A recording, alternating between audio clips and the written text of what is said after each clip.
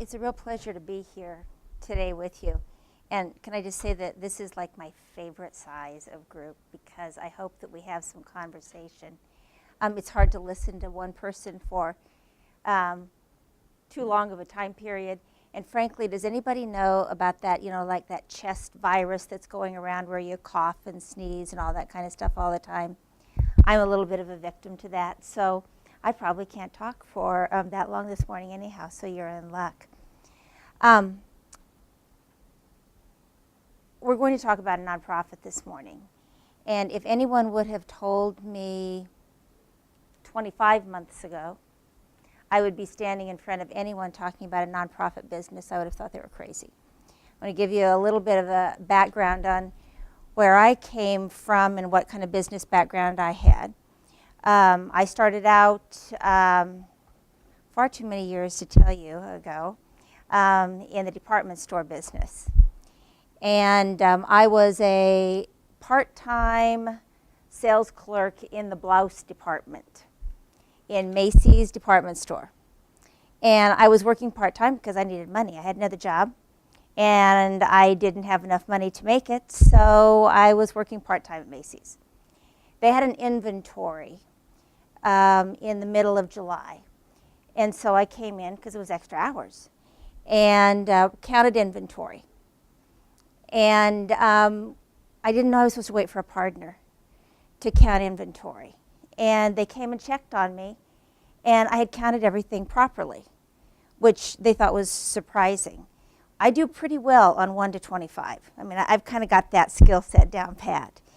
So they asked me to move to the cosmetics department that night and said, here, count cosmetics. Well, so you count. It's like 1 to 25. I counted 1 to 25 pretty well. Next thing I knew, the next morning, they said, you did a really good job in inventory last night. We'd like to put you on our management training program. Well, it was like $11,000 a year. And it was more than I was making then, and I thought, that's great. I'll go to the management training program. What does that mean? I had no business background other than one basic economics class in college. Now, my father, in full disclosure, was an economics professor at a college, so I did have a little bit too much of it at home, but no formal training in it. Started in a management training program with Macy's department store, and they liked the fact that I was a female. I mean, it's kind of like counting 1 to 25. You can't do anything about that. So they said, let's put you in the men's department. They put me in the men's department to be an assistant buyer, which just means you kind of like are a clerical, and you could just like sit and answer the phone and write notes and everything. But it was kind of interesting. And while I was in that department, I learned, what's involved in a buyer's job and kind of got involved with it. Learned what things were selling and what things were not selling, and started making suggestions to my buyer. Oh, have you thought about this? Have you thought about that? Well, I was female and the only one in the men's department. So it's kind of hard to get my voice heard. And this was like, again, too many years ago. But over time, they listened to facts. And next thing I knew, they made me a buyer. Next thing I knew, a store manager. Next thing I knew, all of a sudden, here I was in the Macy's Corporation, starting departments for them and handling things for them corporately. I did that for 7 or 8 years, moved on to a different department store, and ended up as a senior vice president in the department store. Interestingly enough, that used to be over here at Fiesta Mall. You guys probably don't remember it. The Broadway stores, they went out of business like, probably 10 or 12 years ago. But a senior vice president for all women's apparel at the Broadway stores. And had done all of that by a very relatively young age. Partly because I asked lots of questions, and partly because I was curious about what happened and looked at facts. Stayed there, left to go to a specialty store. There was this nice little specialty chain that was starting in Phoenix. I'd met a very nice man who had an idea. He had 7 stores, and he said, we only have 5 people on our management team. They're all men. We need a female, and we need somebody that has an apparel background. And your background seems really okay for us. We only have 7 stores, but we think we can grow into 100. This man was so nice. And so I said, okay, I'll give it a try. It was a nice change. So I went from doing silk to managing kibble in a nice little startup called PetSmart. I joined PetSmart when there were 7 stores, one of 6 officers. And I didn't know anything about dog food. I didn't know anything about bird food. I didn't know anything about live fish. Didn't know anything about dog toys, but knew the same basic principles of be curious, learn, and listen to your customer. That group of 6 people took the company public 3 years later. When I joined, there were 7 people. 3 years later, we took them public at 234 stores. I stayed with that company for 11 years. And when I left, when I joined it, the first year we did $60 million. When I left 11 years later, we were well over $1 billion. The category leader had an international scope and presence and had grown from an entrepreneurial business into a corporate category leader. So I give you that background only because you never know what kinds of things are going to come back around in your own experience that will help you later on in life. I retired from PetSmart 12 years ago, thinking this is great. You know, wonderful retirement. I have my pets. I have a fabulous background, wonderful experiences. And also when you're with 11 years with a company like that that's from startup and fast growth, I often said that it was like in dog years. It felt like 77 years in many ways because, you know, you cram an awful lot into a short time period.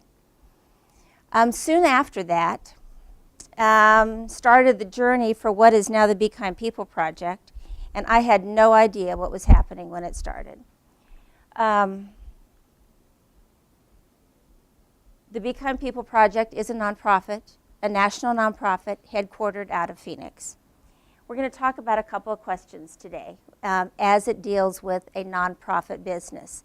But remember, I gave you the background only because business has different forms. It can have department store forms, it can have specialty, it can have startup, it can have corporate environments. A nonprofit business is a business. One of the things that we're going to explore a little bit today is can you really take what you love and turn it into an entrepreneurial venture? Can values and business mix? And what makes a business a business? And the biggest one, can a party be good for business research? Which is my own personal favorite. The Be Kind People Project actually started out as a party. And it started out as a party in 2003 that I had no idea what was going to happen with. It was a party where I would invite, I think I invited 29 people to my home, and we were going to do something at the beginning of the holiday season to benefit an infrastructure group in our community. So what that meant is women would get together for one night, and we would do something good for someone else, give it to them, never say a word, and it would surprise them. And an infrastructure group in the community were people like caregivers for cancer patients, wives and moms of soldiers who were serving in Iraq, nurses in the pediatric intensive care unit at Phoenix Children's Hospital. So it's those everyday heroes in life that, you know, kind of make our community what it is, but they don't really ever get the kind of appreciation perhaps that they deserve. The party grew. In 2003 it was 29 people. By 2011 it was 525 people and was operating in 2 cities. So, I mean, a party can even be a business, although I never thought about that as a party, making a party a business, although many people talked about it. And it grew because what was happening at the party was good for the people involved. Just like any other business, it has to be good for the customers you are serving. People liked doing something for other people. And one of the surprising things that happened to me was we never, ever, ever got a thank you of any kind from anyone that we would give something to. And that was sort of intentional. You know, we didn't really give people a chance to say thank you. That's not what it was all about. It was about making them feel good. So I don't ever know what happened with the things that went out from this party. But the people who were at the party felt so good about what was happening, they started doing their own things. So all of a sudden, one party sort of spawned other things. I had a rule for the party that we only invited nice people, period. None of these, oh, I ought to ask this person, I should ask that person. That was, out. Only nice people. And I will say that your professor was a guest at the party several times because she definitely qualified as one of those and a great participant. In 2011, my sister, who lives in Kansas City, said, I'm tired of coming to Phoenix every year for this party. I think I'm going to start my own. So we thought, oh, that'll be cool. We'll have 2 parties, 2 cities, and let's find a common denominator group. We decided that we would focus on teachers. That's an infrastructure group in our community who's very, very important. And before I was even in that job, I wasn't making any money yet that I told you about. I was a teacher. So I was a teacher a long time ago. I already told you my dad had been a teacher, a family of teachers. I was so excited. Let's honor teachers.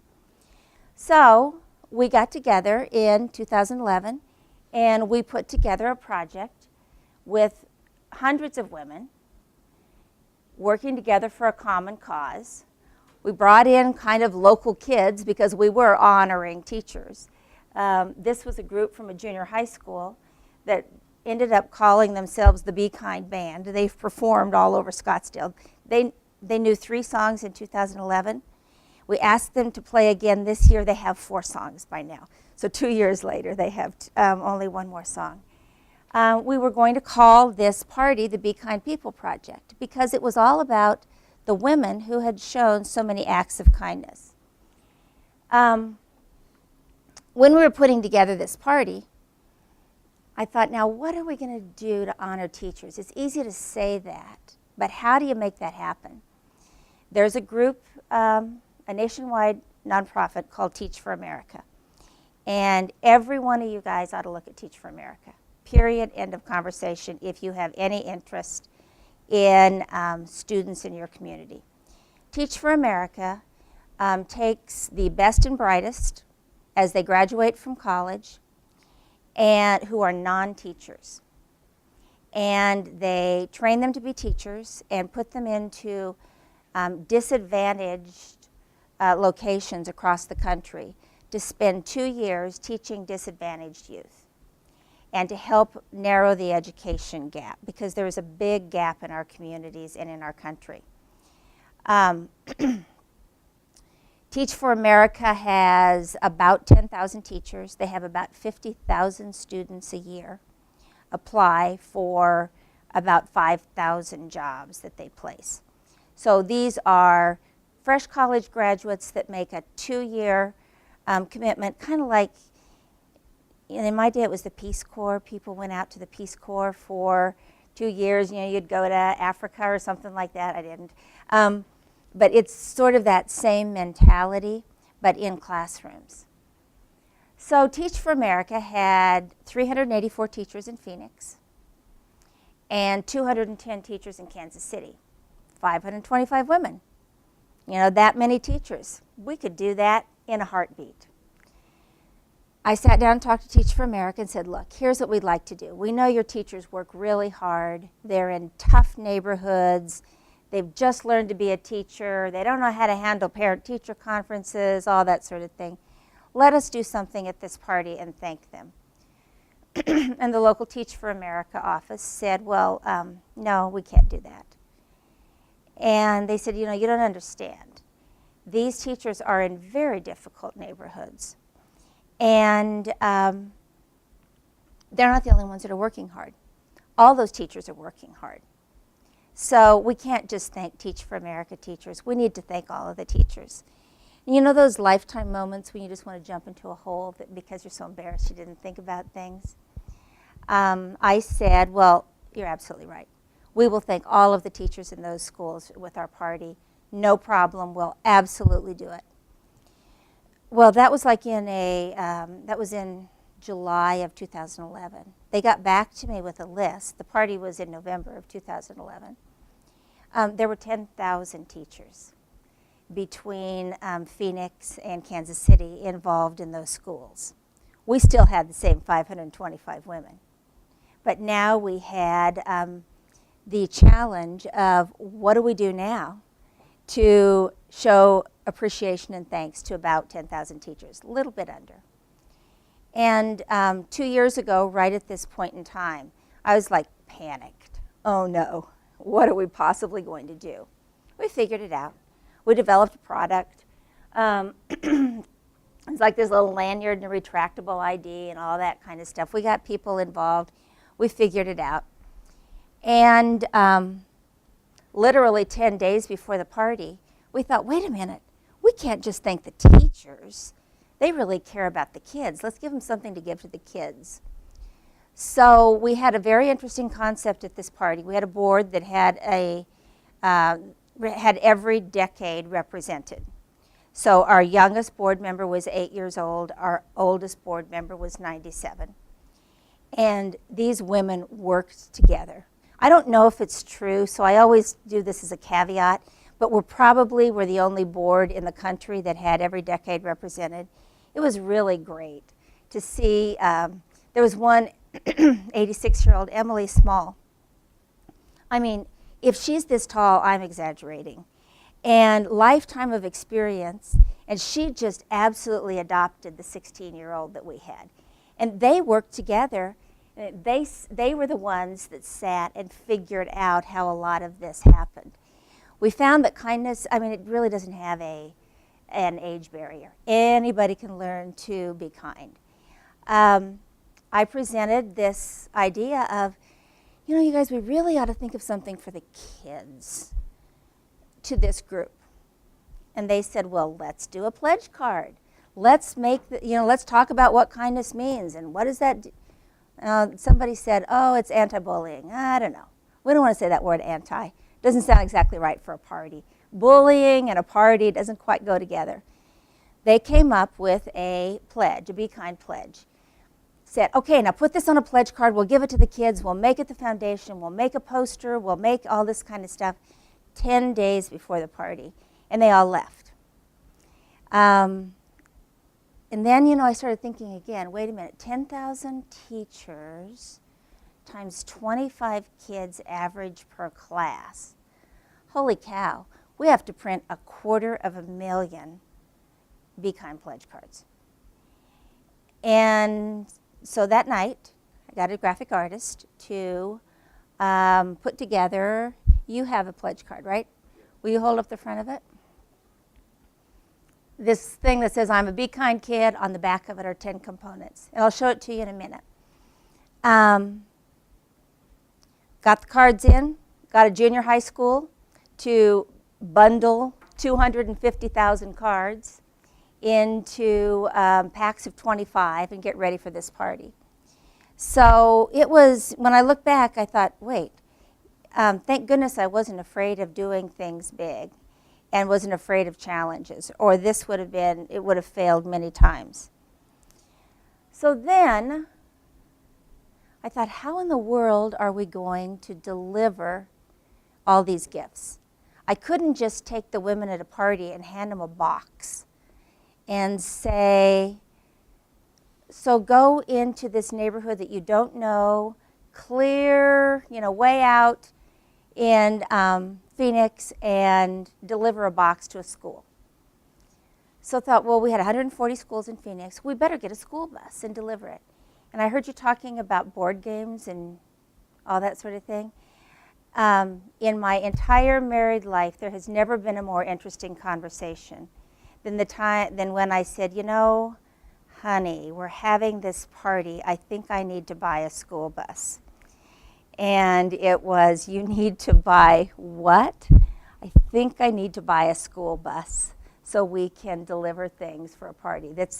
I will never, frankly, forget that conversation. He thought that I'd absolutely fallen off the log. Well, but guess what? We bought the school bus. Guess who won? So right after the party, here we go out with these thousands of things in Phoenix and the school bus. And I'd called Subway and said, you know what, lots of these kids aren't eating. I mean, there's kids that are coming from homeless shelters that are going into the schools. Can you guys just give them some food? And they said, sure, we'll give them 7,000 sandwiches, we'll donate it. Well, 7,000 sandwiches doesn't go that far with 140 schools. So we chose 10 or 11 schools in Phoenix that we would go, and we'd have little assemblies where the principal called all the kids in. We had hip-hop dancers that were at our party, so I said to them, come on, you guys, come with us and let's teach them some things, and we'll do the Be Kind pledge. And at the end of the performance, we'll hand out sandwiches. Now, these principals were thrilled. They said the only thing that you're going to have to watch out for is if you hand out sandwiches, there's going to be kids who will fight for them and don't feel bad when they don't eat them because they may have to take them home because it might be dinner for their families. This is in our city.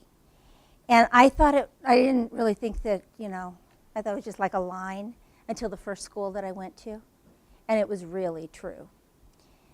So we started out delivering all these gifts. On Wednesday of that week, I got a call while in the bus. And it was someone who said, oh, hi, we heard that you're delivering things. You've got pledge cards and all this sort of stuff.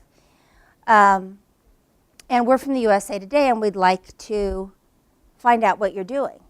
Well, I thought it was somebody like, my friend over here who was playing a really bad joke on me, which I didn't think was that funny after everything we'd been through having a party and going. So I wasn't that nice to the person who called. Just said, okay, yeah, right, well, thanks a lot for calling.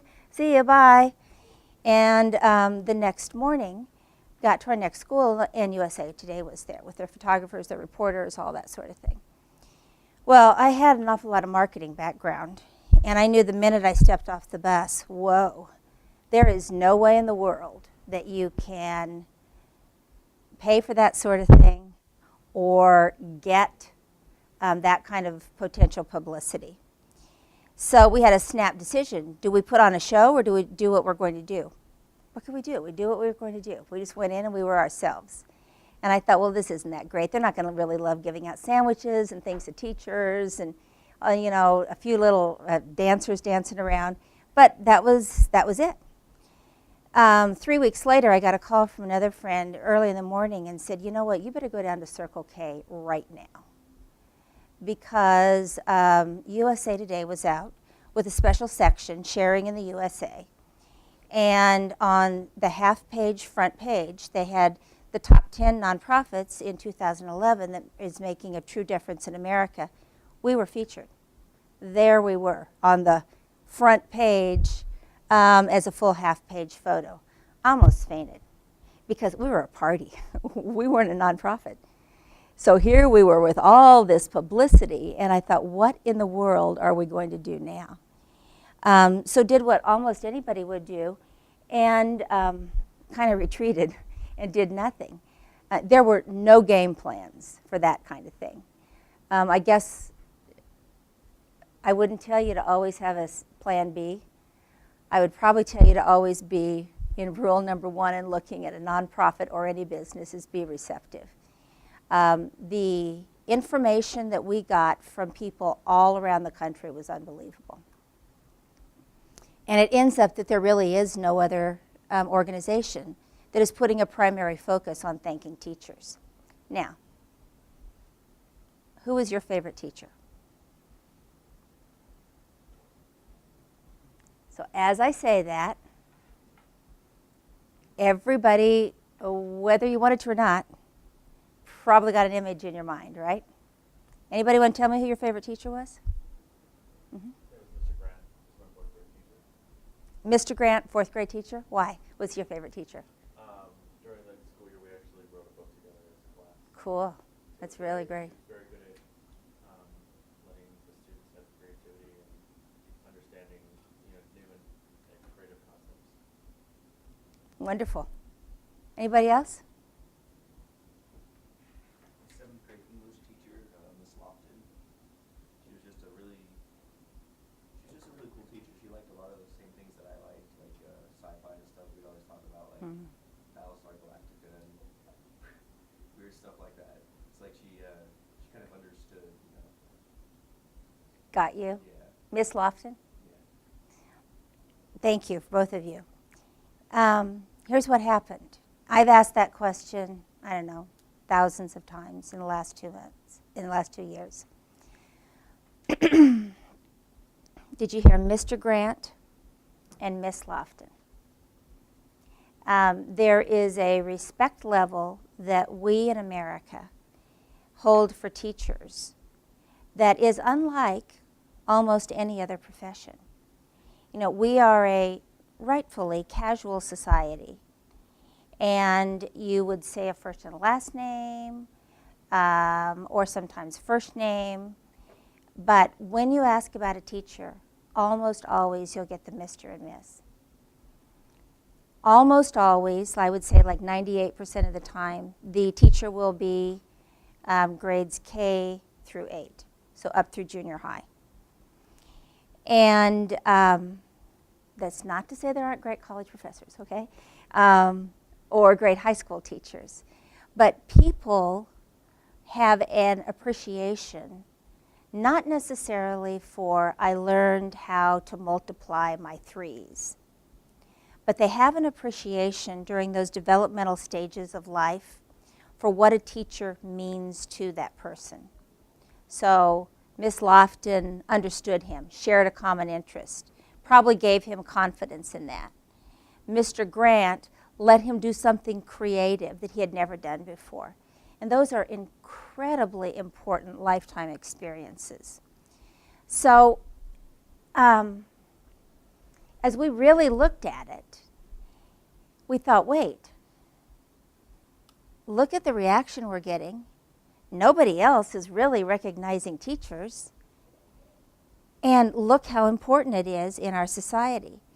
So the Be Kind People Project was formed soon after, really based on the premise of let's appreciate and thank teachers. The teachers, you can read that, I don't have to read it. What I found out in talking to teachers on, boy, should we do this? Teachers really care about teaching you things, but they really care about helping you to be good people. And it is in school that students not only learn things, but they learn relationship skills. It doesn't, you learn things at home and other places, but school is the place where kids 5 through 18 live during most of the day. And that's where they learn to interact with each other. So we then created a vision and a mission that surrounded what we thought was true. The vision of the Be Kind People Project is to inspire a generation of kindness in communities across America. That culture of kindness in our country starts in our schools, and we can help the youth of our country to learn how to be kind people. Our mission statement is very clear. It's a nonprofit. It's a little wordy, by the way. Don't make your mission statements quite this long. It's a nonprofit dedicated to improving our nation's education environment by purposely thanking teachers and equipping their students with character development tools that help build positive relationship skills. This is the big one, is how does being kind to someone help an education environment? Well, you talk to teachers, and if they don't have to tell students, Johnny, stop doing that. Mary, keep your hands to yourself. Susie, sit down. George, don't yell. If they have less of their energy and time spent on basic values of relationships in a group environment, they can teach more. So it's huge for teachers. That's number one. Number two, it goes back to when I was a teacher years ago. They don't make very much money in our public schools, and what they do is so important. Unfortunately, in schools that are underprivileged, which are the ones that we were visiting, the teachers don't get an awful lot extra from the families and the parents and all, and PTO and things like that. I mean, let's face it. Just about everybody works 2 or 3 jobs between parents. Most parents have dual working parents. Many parents have to have multiple jobs. That's life today. And it doesn't matter where you are. And sometimes when that happens, there's not a lot of time extra to go into a classroom and volunteer and buy a teacher, you know, something special or extra, or talk to the teacher. It's just life. There's no value there or judgment there at all. It's just the way things happen. So if we can keep our teachers encouraged and motivated and appreciated, it helps teacher retention, you know, less turnover, all of that sort of thing. We based our core values on the Be Kind Pledge. These were the original 10 things that those women, the multi-decades, came up with. They are 10 basic, non-controversial, non-arguable kinds of values for how to be good human beings. And we'll go over them a little bit more. Well, maybe we'll go over them right now. You know, maybe we'll go over them in a second. We had to identify the depth and the breadth of the market. So we're going to do a nonprofit business. Well, is there anybody who really is going to listen to it? There's over 3 million elementary and middle school teachers. There's probably more. The government doesn't do a great job of keeping track of that data because there's so many private schools and charter schools and homeschools and all that sort of thing. There's probably closer to 4 million, but the official data is right here. There are over 12 million elementary and middle school students. At any point in time in our country, 27% of our population is a student of some kind, from pre-K, all the way through adult education, all that sort of thing. So that means all of those people have teachers that are helping them. So teachers could expand. We decided to really go after elementary and middle school students. And virtually every American has been impacted by a teacher. So remember how I asked you who was your favorite teacher a little bit ago? And definitely don't answer this one, okay? Just answer it in your mind. Did you ever tell that teacher thank you? Or did you ever tell that teacher how much you appreciated what they had done? Did you ever tell any teacher thank you? I mean, those are all individual questions. I will tell you, I probably didn't. I just didn't think about it. I didn't know about it. And, you know, when you have a dad that's a teacher, you just kind of think, oh, no. Teachers, they're different. So what we had was a concept that could have a broad reach, appreciating teachers, 12 million students. Well, they have families, they have siblings, they have parents. So you take 12 and you take that times 2 or 3 at least. So the impact of getting to those students could reach 30 or 40 million people. And all of a sudden, there's a very big marketplace. We defined what we needed to do, and we devised a strategy for the implementation. Now, let me tell you the rest of the story, what happened between this USA Today and when all this happened. The USA Today came out the end of November in 2011. And you know, it was a little bit of shell shock, as I told you, trying to figure out, oh my.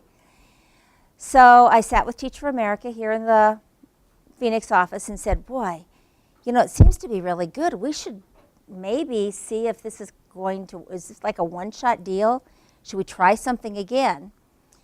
And Teacher Appreciation Week was coming up in May. So we thought, okay, so let's thank those teachers again. Let's not just thank them one time. And let's give something else to the students, too. So Teach for America said, why don't you try it just in another city and see if it makes sense? So I made another really strategic decision. We decided to go to Los Angeles and try thanking the teachers in Los Angeles with Teach for America in the same way we had in Kansas City, in Phoenix, and now Los Angeles. And the decision was strategic because that was just about how far the bus could go. So we couldn't choose any other city. We could only go to Los Angeles. And we put together, this time, not 10,000 packages for teachers and kids, but we went to about 15,000. It was much harder the second time, because that first time I had a party with 525 women. Second time, there was like 8 people that were working on it, and a garage. And you try getting 15,000 of anything, and we had 5 or 6 things in a garage. It was overwhelming. So we got junior high students to help us. Junior high kids, by the way, they can do anything. They're smart enough to figure it out, and they're fast. They're not that good at counting 1 to 25 sometimes, but I think they can perhaps get better at it. We put together the 15,000. We shipped them out. And I asked these hip-hop dancers if they would put together a program so that the assembly wouldn't be just, hi, here we are, say the pledge, do the dance, and go on. They put together a 35-minute program. And here was the criteria. And this was part of the strategy. The foundation will be the Be Kind Pledge. We'll thank teachers. Nobody who can't spin on their head or do hip-hop dancing will say a word, which made all the responsibility on them. There'll be great music. It'll be loud. Kids will dance. And what we want them to leave with is understanding why it's important to be kind. So we didn't test it before we went to Los Angeles. We didn't test it because there wasn't time, because we were doing all this other, filling our deliveries. So here are my husband and I in our little bus, and he's driving in the streets of Watts with somebody sitting next to him with an iPhone saying, oh, I don't know, I think you turn here. No, maybe you turn there. We were on the phone with schools, and the schools were saying, do not go down XYZ street. We would drive into schools, and literally there would be barbed wire and chains, and somebody had to meet us at the school to let the bus in, lock it behind, and we were with people all the time going into these schools. And I thought, man, what am I doing? Here we have this little bus and boxes and 6 hip-hop dancers in the back and one person with an iPhone. What in the world am I doing? The first school we went into was like 3rd through 6th grade, and it was pretty good. It was fine. Okay, deep breath, we can do this. Second school we went into was a school by the name of Markham Middle School. It was written up in People magazine a month later as the toughest middle school in the country. And I had never seen anything like it. There's nothing wrong with it. I'd just never seen anything like it before. I'd never seen graffiti. I'd never seen words like what I saw on the side of a school. I'd never been taken into a school with, guards, that had weapons on them. And when we got into the school, the principal said, all right, here's the deal. Do not give out T-shirts. Do not let them stand up. Do not, da-da-da-da-da-da. You're going to see adults. It's because they need to be, we need to have adults at the end of every aisle. And these kids have knives. We try to take care of it. They don't have guns, but they have knives. So be careful. And, I mean, I can't even tell you the panic that we felt. The kids came in, and these were not children. These were like full-grown, big people with attitudes. And I saw the dancers kind of survey the situation and thought, okay, I'm not going to say a word. And it's up to them. We have a lead person who I'll show you in just a moment, who's excellent. She figured out what had to happen. She came to me and said, hey, I have some spoken word. Can I include it? I didn't even know what spoken word was. But at that point in time, I said, sure, do whatever you want. And number one, the dancers are just fabulous. They're great. And the audience paid attention to them. They liked it. They were kind of, halfway polite, halfway not. Saza, the lead dancer, went into her spoken word. And the spoken word was all about the focus of what we think is important. Do what you can do. Be accountable for your actions. Be positive. We never say the words anti. We never say the words bully. We never say the word don't, because we don't think kids want to hear that. She went through her spoken word, and about halfway through the spoken word, she has this line about something, what you do is up to you, and the old friends are gold, or whatever it is. It's something that really talked to the junior high school students. And about halfway through, I heard somebody started going like this, and the next thing we knew, those junior high students were all clapping. They stood up. They actually interrupted the performance because they were clapping so much. Saza told them to sit down. You could have heard a pin drop in that room. And she finished her spoken word. She went in to stand up and thank your teacher, and they stood up and they pointed at their teachers and they yelled, thank you. She took a gamble. She taught them all dance moves. They were dancing in the aisles. And at the end of the performance, they rushed the dancers, which was my second time that I panicked. Probably the 8th time I panicked, actually, during the whole thing. And they rushed the dancers to get autographs. And I stood around and listened to, one of them, Vo, our b-boy that, does all that stuff, was saying, hey, you're 14, stay in school. What are you talking about? You can't leave. And Saza was talking to another girl. Hey, she's your mom. Give her a break. Give her some slack. And this lasted for about an hour and a half, where these kids wanted to talk to others who were positive. And it was in that moment that we decided, okay, this is something that is really powerful in schools across America. So it was that moment, that school, that we decided to make this go forward. Here's what we do. We thank teachers, deliver character development programs, and equip students with tools.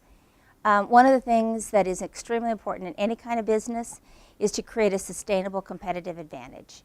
When I was at PetSmart, we did that with many different things, which we're not going to talk about PetSmart today. But something that other people can't copy, if there's anything that's important in developing any kind of a business, make something that's your own. Step one, we partner with Teach for America. Teach for America is a strategic competitive advantage for us. They don't have a character development arm. They have 46 regions across the United States. They are thrilled.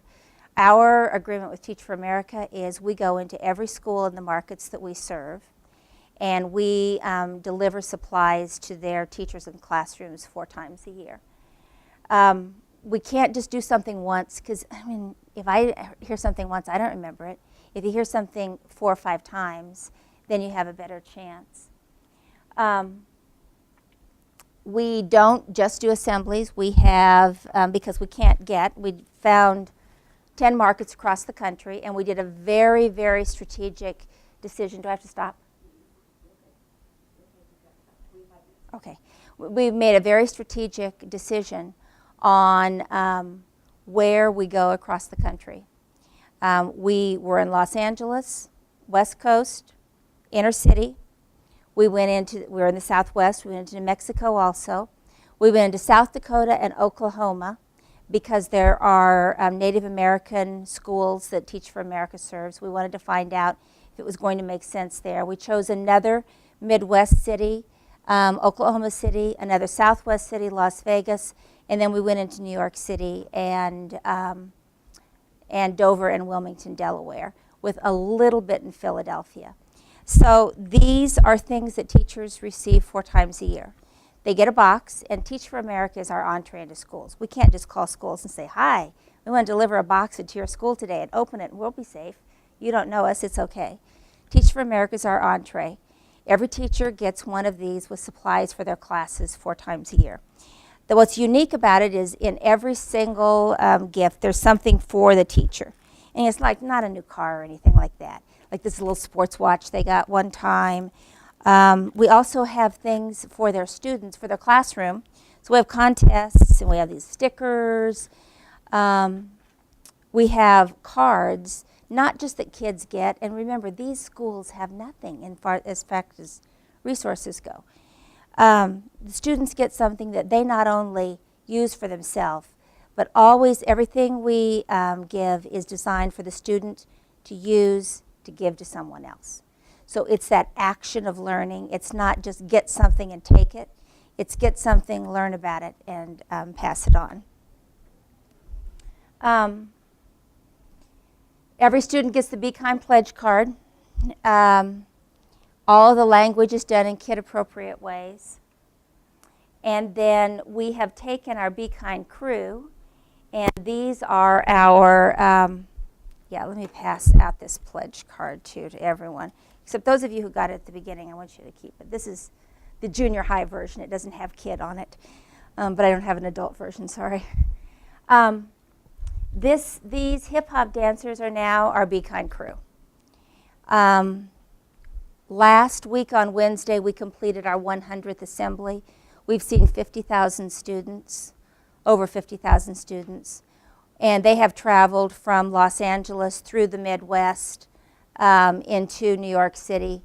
I will tell you that we were in Harlem, we were in Brooklyn, we were in the Bronx, in New York City. None of the schools there were as bad as that one that we saw in Watts. But we've been in some kind of questionable schools. When you build something, you must build with the ability to replicate. So the Be Kind Pledge that you're looking at is applicable to any student anywhere. That can be replicated. This can go to any teacher. That can be replicated. Our contests can go to any school. So you can't just build something for a single environment. Remember how we looked at the breadth of the market? You have to build something that will fit that market. This is probably the most fun thing that we're doing. It's kind of crazy that we're only 2 years old, and yet we already had a pilot program this year. We deliver these things 4 times a year, and what we heard from teachers is, that's great, but what do we do the rest of the month? So we are now the only program in the country that has an online resource that any teacher anywhere in America can use, whether they get these or not. And it has 4 key components. Every month there's a different theme, and the 4 key components are from the Be Kind Pledge. So this happens to be Be Thankful Month. If one of the dancers were here, they would teach you the Be Thankful move of the month. And so students can stand up in their classrooms and in 5 minutes learn a great dance move, which if you're 7 years old and somebody who looks as cool as can be is teaching you some cool dance move with the pose and all that kind of stuff, they think it's great. So it combines creative exercise with Common Core standards. We have 5-minute learning activities with character development, and then there's a community outreach. So this month, for instance, is Be Thankful Month. Well, who are we thankful for in our community? We're thanking veterans. Veterans Day this month, remember? So then we talk about veterans, and we give a little social studies lesson that talks about veterans in the military and that sort of thing.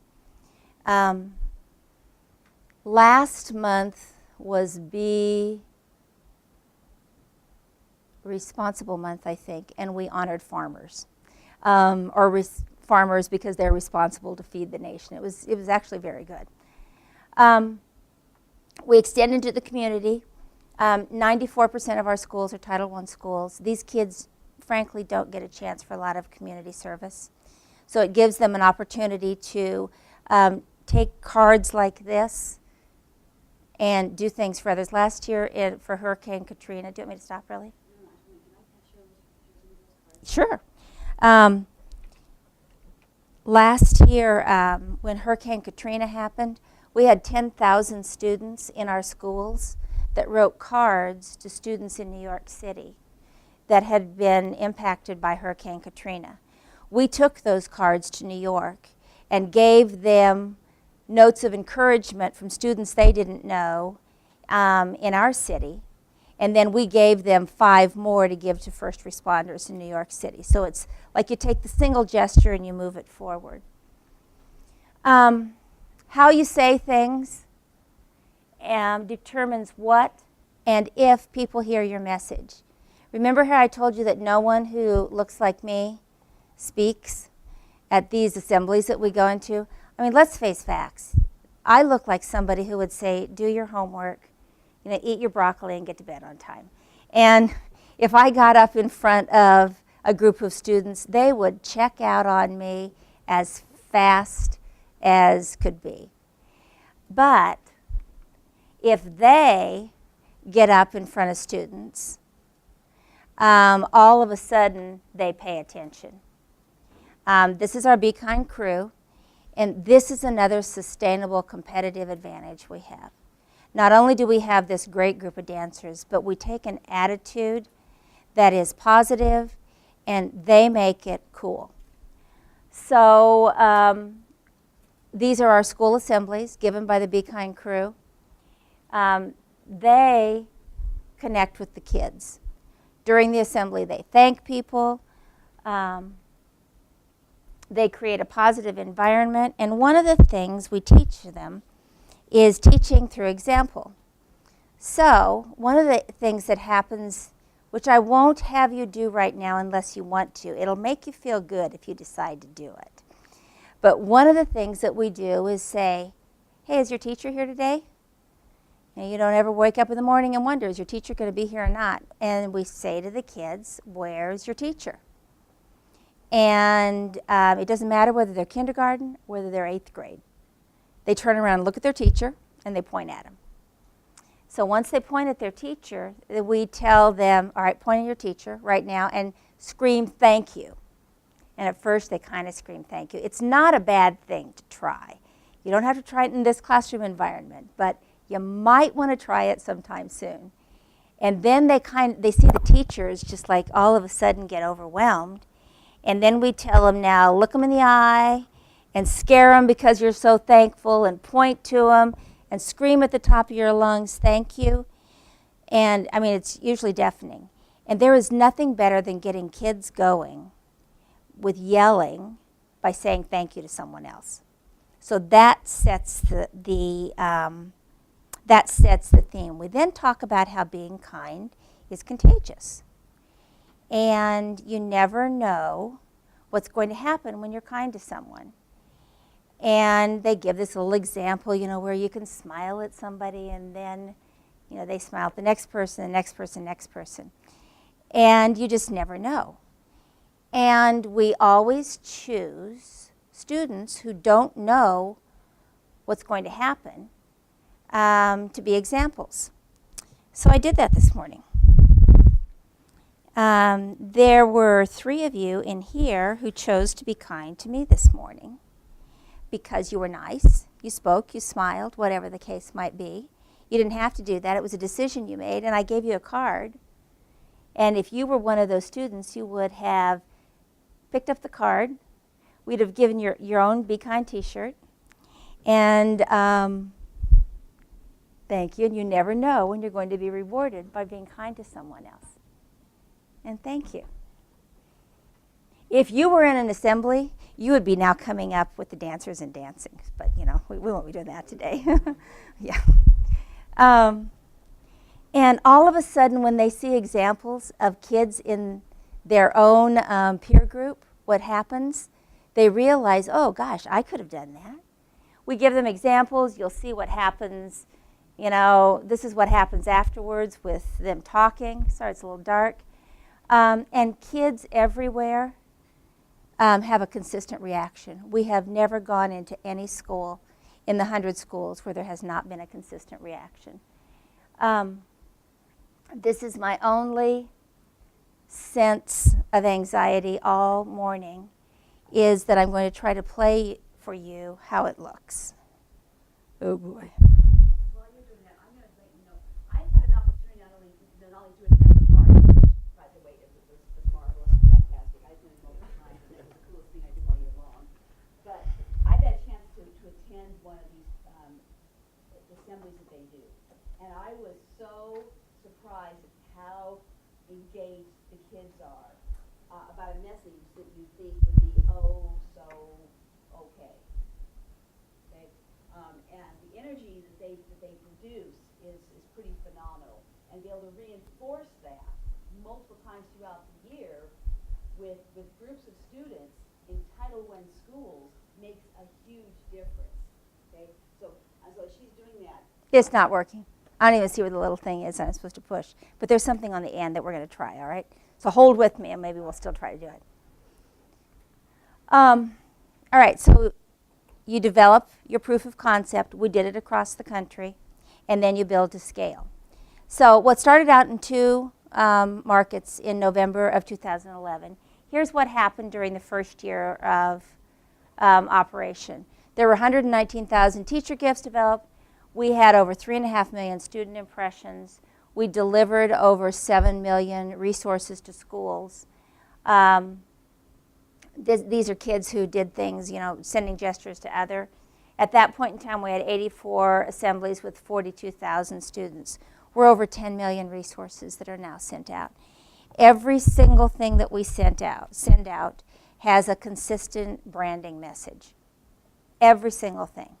So there's 10 million kids, so that this little bee thing now symbolizes to them the symbol of kindness, which that, when we go back to the importance of a sustainable competitive advantage, there is no other symbol of kindness.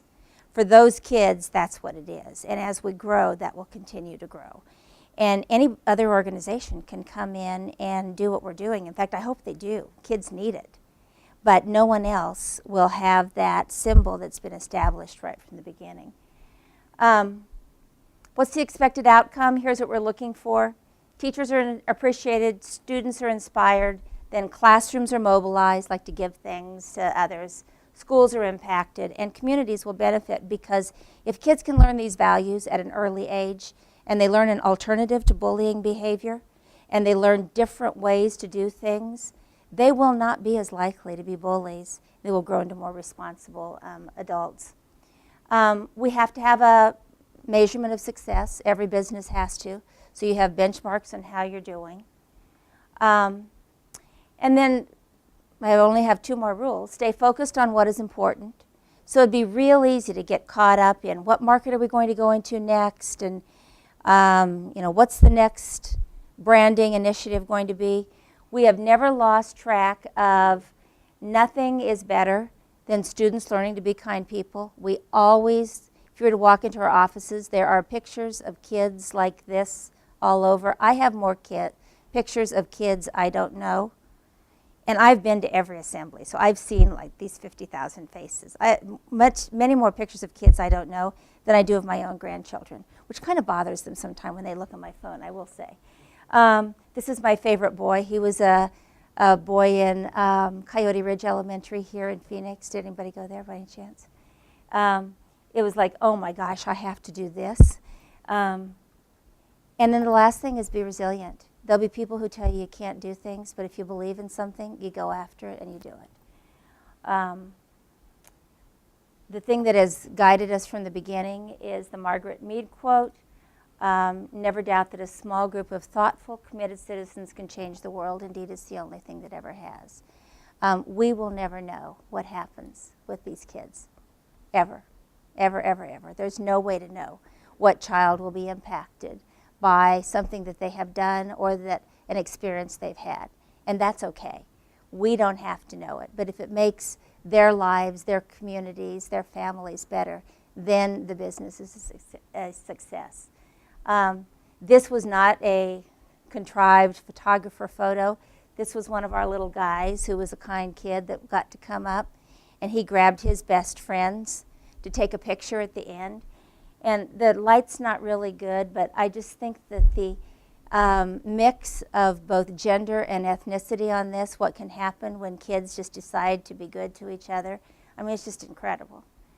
So there we are. So now if you see that bee, and I hope you see it a lot, we're going to be at the Microsoft store for the Black Friday kickoff. The Be Kind crew is going to be there and do a dance-off at midnight. If you're not doing anything at midnight on Black Friday, come and join us. But I hope you're seeing it a lot. That's what we do. I would love to show you a video. There's another place I may be able to get to it.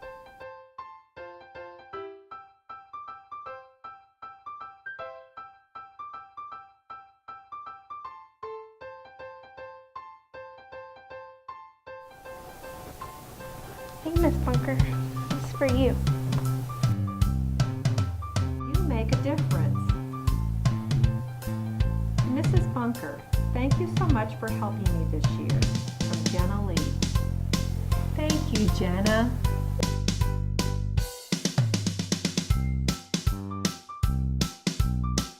Hi, I'm Saza from the Be Kind crew. What if you could reach over 4 million teachers with a message of thanks and imprint over 40 million students with a message of intentional kindness? Just think how great our schools could be. Hi, I'm Jenna, and I'm an 8th grader. The thing I like most about the Be Kind People project is the pledge card. You know, I really like the pledge card. My favorite one on here is be a friend. I think that's really important for all and anybody, even middle school, elementary school, adults. I think it's very important to be a friend to everybody. The focus of the Be Kind People project is to inspire a generation of kindness in schools and communities. Through your participation, more teachers will receive the Be Kind People Classroom Kindness Kit, which includes a special gift of appreciation for the inspiring leader of the classroom. Classroom Kindness Kits are delivered 4 times each school year and also include materials for the students to guide their conversations about kindness and encourages them to take the Be Kind Kid Pledge. The Be Kind People project was conceived to improve the educational environment by thanking teachers and equipping students with tools to help them understand the value of expressing kindness in schools and communities. We work with schools across the country, and we have a special relationship with Teach for America. In addition, the Be Kind People project also holds in-school assemblies in select schools across the country featuring the Be Kind crew. Our upbeat message serves to provide positive role models by connecting with students through the power of dance and spoken word. Be considerate. Let me get the door for you, Lily.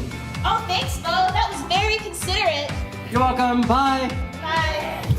So considerate. We want to meet kids where they're at, so they'll really hear our message of kindness.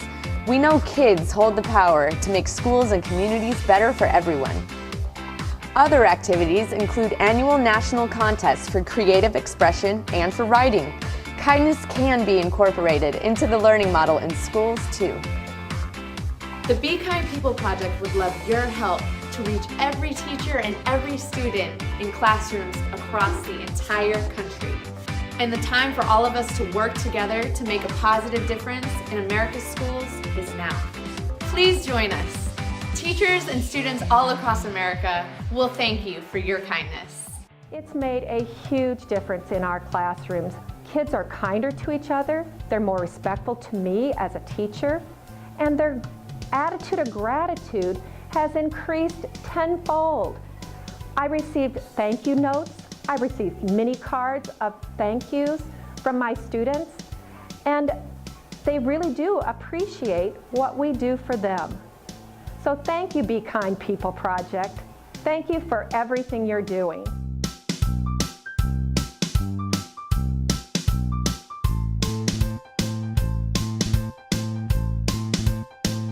So what can start out as a party or an idea? You never know when you have a business in front of you. What did you find to be one of the most challenging points in the development of your organization? Engaging people, and kindness is kind of, it could be fluffy, so we had to define it. that kindness, really the definition is actively extending good to others. So if people can't understand how they fit in it, they don't get it. And it takes a big concept and it makes it palatable and manageable for people. So it was getting that idea across. Anything else? If any of... How many full-time people do you have employed in your organization? That's a good question. I have to stop and think. I'm better with number of kids than I am with that sort of thing. We just hired a chief executive officer and chief of staff this last month to help, expand the infrastructure. So we now have 9 people working, and 2 of them are part-time. No, 3 of them are part-time, so 6 full-time. And those full-times we kind of view full-time as like 4 days a week. We're not that 5-day-a-week sort of thing. And other than yourself, who would you consider to be the 2 or 3 most critical people that have influenced the development of the organization? Well, one personal, remember that story about buying the bus? You have to have someone in your personal life that will if you're going to be an entrepreneur especially, that will understand that it goes from 6 in the morning until midnight, and there's lots of things that you do that don't make sense maybe to other people's way of thinking. So having someone in your personal life that supports you is extremely important. We met the Arizona Community Foundation very early. And the Arizona Community Foundation is an organization that, for nonprofits, validates a nonprofit kind of venture so that there can be tax donations and things like that, because you have to create the whole donor pool and funding and things. So Arizona Community Foundation was huge. And then the Arizona Diamondbacks were too. They saw right from the very beginning the opportunity that they had to be associated with an organization like ours to influence teachers and students in our community. And when you have high quality partners, we had Subway, Arizona Diamondbacks, Arizona State University, Arizona Community Foundation from the very beginning, you create a halo effect. And other partners get involved. So now we have Intel involved with us and Microsoft. And so who you hang out with, who you build your business with is extremely important. Anything else? How do you accept donations or someone that's trying to increase your capacity to do good? Would someone take outright donations? Would take a massive corporation to partner with you? How could someone? That's a great question. It's a great question. No, the part of building the business model has been that if you are a local business in South Dakota that wants to reach with a message to teachers, we have a targeted vehicle where we deliver straight to teachers. We know they look in it, so small businesses can participate with a small insertion fee into this. We have larger businesses who can sponsor one of our Be Kind Break themes of the month. We have people that, I don't know if you remember on the bus, there were like different logos and things, so there can be sponsorship, marketing sponsorship, not funding and grant sponsorship, where companies could get their logo on our bus because we travel all over the city, so you get eyeballs that way, and you have to have metrics for that. And then foundations and grants of foundations are applicable for people who are interested in education. And then through the Arizona Community Foundation, it doesn't matter, $2, $4, $5, $10, $1,000 can be donated through the Arizona Community Foundation and all be tax deductible. And we quantify it that the pledge card, the Be Kind Kid pledge card, if somebody wants to donate $10, well, we can reach 1,000 kids. 1,000 kids can get a Be Kind pledge card. So it doesn't take a lot of money for someone to be able to contribute. So it's a good question because there have to be multiple tiers when you're building a business. In a nonprofit, in a regular business, you can think of it like a three-legged stool, that you have staff, you have board, and you have investors. In a nonprofit business, we still have those same three legs. We have to have staff to run it. We have to have a board. We have to have donors or investors. We have another key component which makes good nonprofits that are run like businesses even more steady. It becomes four legs because then you have key volunteers. And key volunteers give of their resources, their time, they give in-kind, energy, and things like that. So it really helps with the sustainability of the business. Did that answer your question okay? Yeah, but say you didn't want, like, you just wanted to, like, same line with just the Be Kind origins, where you just wanted to give without being noticed, or Mm-hmm. give, like, could you do that as well? Mm-hmm. Mm-hmm. Yeah, we have a lot of anonymous people that just come, and we have people who come and, help fill these things. We have donors who just donate online and nobody ever knows, but they still contribute. They can also, like if you wanted to sponsor a school, someone wanted to sponsor their school or their favorite teacher, Mr. Grant. Mr. Grant could get a pouch like this for all of his students for I think like $50 a year or something like that. So that's part of the business model that I didn't really even get into. I didn't have time today. You guys have been so attentive. Thank you.